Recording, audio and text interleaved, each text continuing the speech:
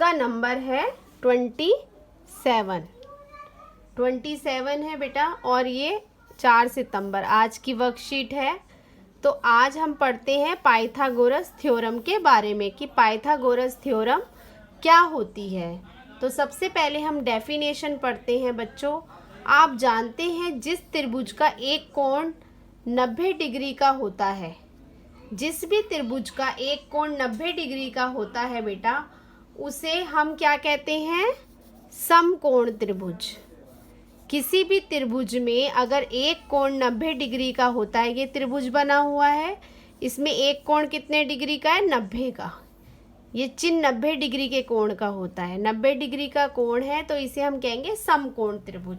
तो सबसे पहले हम यही याद रखेंगे कि पाइथागोरस प्रमेय जो है हमारी, वो समकोण त्रिभुज में ही लगती है। अब हम इसके बारे में पढ़ते हैं। समकोण त्रिभुज में समकोण के सम्मुख भुजा को कर्ण कहते हैं। समकोण त्रिभुज में समकोण के सम्मुख भुजा मतलब समकोण के सामने वाली भुजा को, ये सामने वाली भुजा है और इसे हम कह देंगे ये क्या है? हमारी कर्ण। ये हमारी है कर्ण। समकोण के सम्मुख भुजा को कर्ण कहते हैं। तो सबसे पहले तो आपको कर्ण देखना होता है कि कर्ण क्या है। अब हम त्रिभुज ABC एक समकोण त्रिभुज है जिसमें शीर्ष B पर समकोण बना है। ये शीर्ष है, शीर्ष कोना है, इस पर क्या बना हुआ है? समकोण। और AC इसका कर्ण है। कर्ण का नाम क्या है? AC। AC है। अब हम समकोण त्रिभुज के बारे में पढ़ते हैं कि समकोण त्रिभुज में हमें पाइथागोरस प्रमेय में क्या पढ़ना है। किसी समकोण त्रिभुज में कर्ण का वर्ग उसकी अन्य दो भुजाओं के वर्ग के योग के बराबर होता है। आइए इसे समझें। जैसे बेटा ये एक समकोण त्रिभुज बना हुआ है आपके पास, ये समकोण त्रिभुज बना हुआ है, आपको दिख गया। ABC एक समकोण त्रिभुज है, ये आपका 90 डिग्री का कोण है और इसके सामने वाली भुजा को हम क्या कहते हैं? कर्ण कहते हैं। कर्ण कहते हैं। तो पाइथागोरस प्रमेय हमें क्या बताती है? पाइथागोरस प्रमेय, ये प्रमेय हमें ये बताती है बेटा कि कर्ण का वर्ग किसके बराबर होता है? कर्ण का वर्ग बराबर होता है आधार के वर्ग के जमा लंब के वर्ग के बराबर होता है। कर्ण का वर्ग आधार के वर्ग और लंब के वर्ग के बराबर होता है। इसे हम ऐसे भी लिख सकते हैं कि लंब के वर्ग के जमा आधार के वर्ग के बराबर होता है। तो ये हमें पाइथागोरस प्रमेय से पता है। बेटा ये आपने 8th क्लास में भी पढ़ा है कि कर्ण का वर्ग जो होता है हमारा आधार के और लंब के वर्ग के बराबर होता है। अब अगर हम चित्र को देखें, चित्र को देखकर हम कह सकते हैं कि AC का वर्ग हमारा, ये AC है बेटा, ये C है, यहाँ पर आपको जो बता रखा है ये C है। AC का वर्ग हमारा किसके बराबर होगा?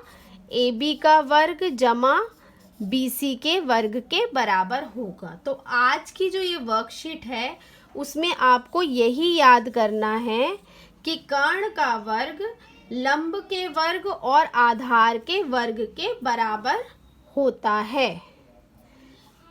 कर्ण का नाम क्या है? AC, आधार का नाम क्या है? BC और AB क्या है? हमारा लंब। तो उसका नाम हमने लिख दिया। AC का वर्ग बराबर है AB का वर्ग जमा BC का वर्ग।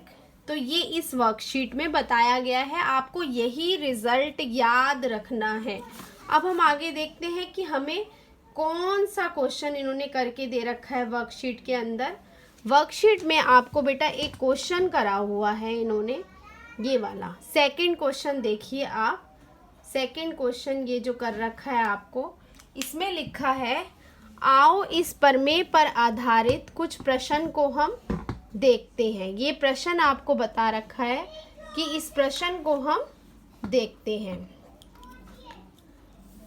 ABC एक समकोण त्रिभुज है जिसका कोण C एक समकोण है। आप देखोगे कि कोण C क्या है, एक समकोण त्रिभुज है। कोण C क्या है आपका, एक समकोण त्रिभुज है।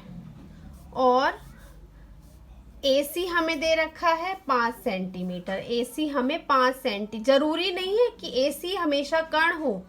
नाम देखो बेटा, AC 5 दे रखा है, BC हमें 12 दे रखा है और AB की लंबाई निकालनी है, AB हमें ज्ञात करना है। तो सबसे पहले जैसे ही हमने देखा कि ये समकोण त्रिभुज है तो हमारे दिमाग में सीधा आ गया कि हमें तो पाइथागोरस थ्योरम प्रमेय लगानी है। और पाइथागोरस प्रमेय हमें क्या कहती है, कर्ण, ये कर्ण है क्योंकि ये समकोण के सामने है।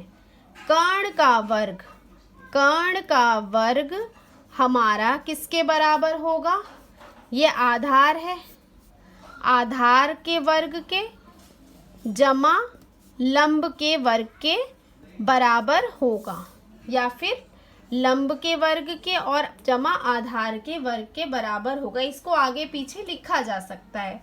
अब कर्ण का नाम क्या है हमारा, AB, तो हमने लिख दिया AB का वर्ग बराबर होगा, लंब क्या है हमारा AC, तो AC नाम लिख दिया। पहले हमें नाम लिखना है, ये तो हमने फॉर्मूला लिख दिया। उसके बाद हमें नाम लिखना है कि हमारी फिगर में कर्ण का नाम क्या है, आधार का नाम क्या है और लंब का नाम क्या है। तो आधार का नाम है AC,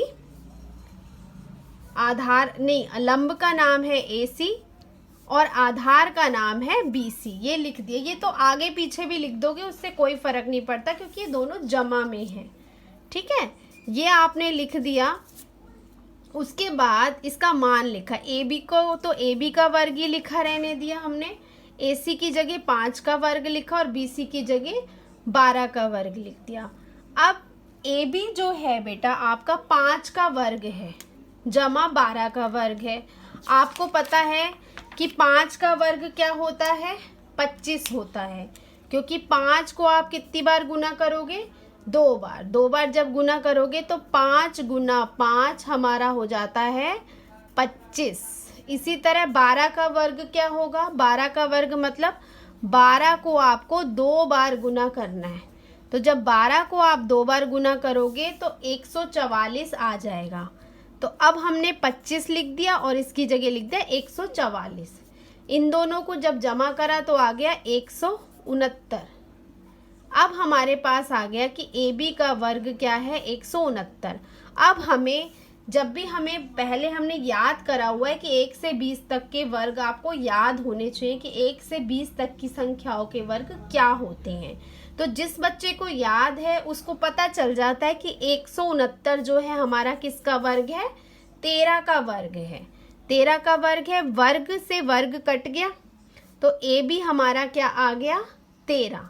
और इसके बाद बेटा जिसको नहीं आता है इस वाले के बाद मैं आपको और भी अच्छी तरह बता देती हूँ कि अगर आपका आ गया कि AB का वर्ग आपका क्या है 169 है, तो वर्ग का चिन्ह जब उधर जाता है तो वर्गमूल बन जाता है। क्या बन जाता है, वर्गमूल।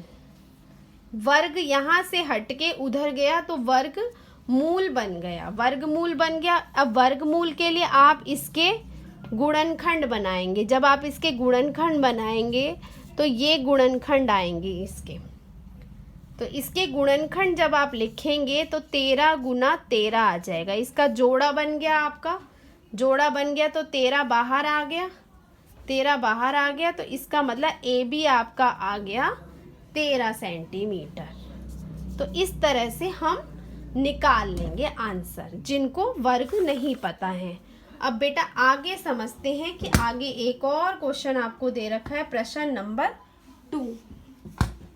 प्रश्न नंबर 2 देखिए बेटा आप, ये प्रश्न नंबर 2 में लिखा है आकृति 3 में PQR एक समकोण त्रिभुज है। PQR क्या है, एक समकोण त्रिभुज है जिसका कोण Q एक समकोण त्रिभुज है। अब आप ये वाली आकृति देखेंगे तो आपको इस आकृति में दिखेगा PQR एक क्या है, एक समकोण त्रिभुज है। ठीक है, पी क्यू आर समकोण त्रिभुज है। अब वही सबका मान दे रखा है। पी क्यू कितना है आपका 40, तो पी क्यू आपने लिख दिया ये 40 है हमारा। पी आर कितना है 41। इसके बाद क्यू आर की लंबाई ज्ञात, क्यू आर की लंबाई ज्ञात कीजिए।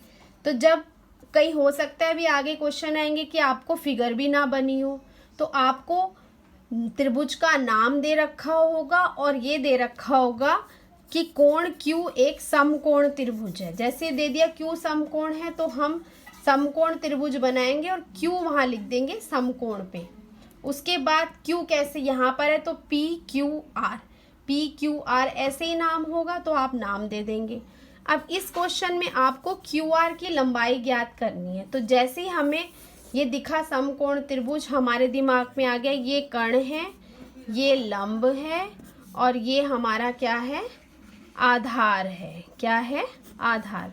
तो हम वही फॉर्मूला लगाएंगे कि कर्ण का वर्ग हमारा बराबर होता है लंब का वर्ग जमा आधार के वर्ग के बराबर होता है। ये लिखा। कर्ण का नाम क्या है पी आर, लंब का नाम क्या है पी क्यू, आधार का नाम क्या है क्यू आर। पहले हमने नाम लिख दिए। अब नाम लिखने के बाद इन्होंने देखो यही कर रखा है बेटा, नाम लिखने के बाद मान लगाने हैं। पी आर हमारा कितना था 41 का वर्ग, पी क्यू कितना था हमारा 40 का वर्ग। यही करा हमने, मान लगा दिए। पी आर हमारा क्या है 41 का वर्ग, पी क्यू क्या है 40 का वर्ग और जमा क्यू आर का वर्ग। ये लिखा हुआ है बेटा। इसके बाद अब हम इसे हल कैसे करेंगे। इसको हल करने के लिए बेटा आप देखें कि इसको हम कैसे हल करेंगे। इसको हल करने के लिए आपके पास आ गया 41 का वर्ग बराबर है 40 का वर्ग जमा हमें किसकी लंबाई निकालनी थी क्यू आर के वर्ग की, क्यू आर का वर्ग ये निकालना था हमें। ठीक है, 41 का वर्ग आप 41 को 2 बार गुना करके देखोगे क्या आएगा, 40 को गुना करके देखोगे 2 बार क्या आएगा, जमा क्यू आर का वर्ग। ये लिख दोगे आप। 41 का वर्ग आपका आ गया 1681। क्या आ गया 1681 और इसको आ गया 4 गुना 4 16 और 2 0 जमा क्यू आर का वर्ग। अब ये समीकरण बन गया। इसका मान निकालना है। इसके साथ ये क्या हो रहा है प्लस हो रहा है तो उधर आके हमारा क्या हो जाएगा माइनस। 1681 में से आप 1600 माइनस करेंगे तो हमारा और राइट हैंड साइड हमारा बचा है क्यू आर का वर्ग। अब माइनस करेंगे तो क्या बच गया 81। 81 आ गया।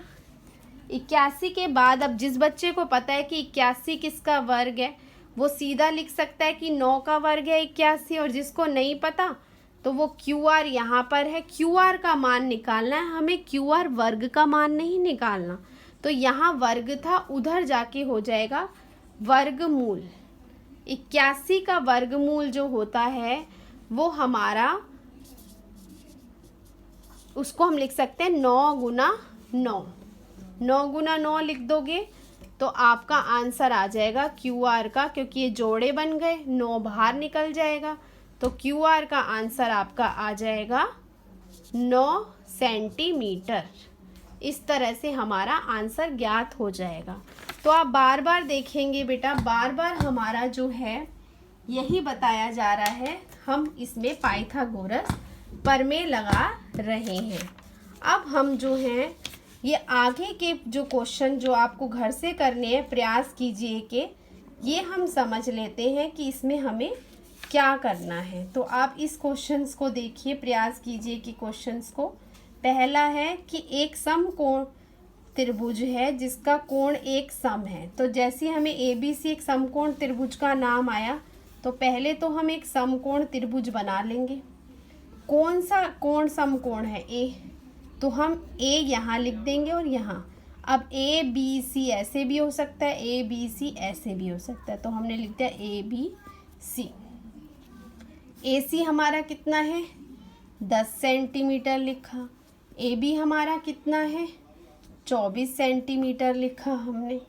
और हमें निकालना क्या है बी सी। बी सी हमें ज्ञात करना है, ये हमें ज्ञात करना है। तो हम वही फॉर्मूला लगाएंगे, कर्ण का वर्ग बराबर होता है लंब का वर्ग जमा आधार का वर्ग। ये फॉर्मूला हम लगाएंगे। कर्ण का नाम लिखेंगे, कर्ण का नाम क्या है बी सी का वर्ग, लंब का नाम क्या है ए सी का वर्ग और आधार का नाम क्या है ए बी का वर्ग। उसके बाद बेटा आप इसकी वैल्यूज़ लगाओगे। बी सी हमारा क्या है, बी सी हमें निकालना है, मैंने आपको बता दिया हल करना। तो आप इस तरह से ये क्वेश्चन अपने आप करेंगे। सेकंड आकृति में ये है, इसमें आपको इस x का मान निकालना है, x का मान निकालना है। इस वाली आकृति में x का मान कैसे निकालेंगे, इसमें भी समकोण है, फॉर्मूला वही लगाना है, कर्ण का वर्ग बराबर है लंब का वर्ग और आधार का वर्ग। अब ये इक्वेशन आपको हल करनी है। अगर आपको नहीं आती है तो मैं एक और वीडियो भेज दूंगी सॉल्यूशन की। पहले आप कोशिश कीजिए खुद करने की आप। Thank you.